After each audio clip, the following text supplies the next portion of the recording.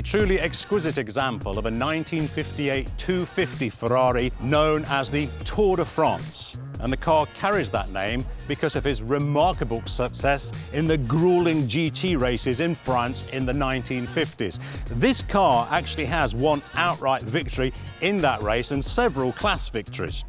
Now, the restoration is truly remarkable. It speaks for itself, but my eye is automatically drawn to the 3-litre V12 inside the engine bay. It's actually known as the 250 engine. 12 cylinders times 250cc displacement should give us 3 litres. Twin coils, twin distributors for the ignition system, and of course those remarkable 3 downdraft Webers supplying fuel to the V12.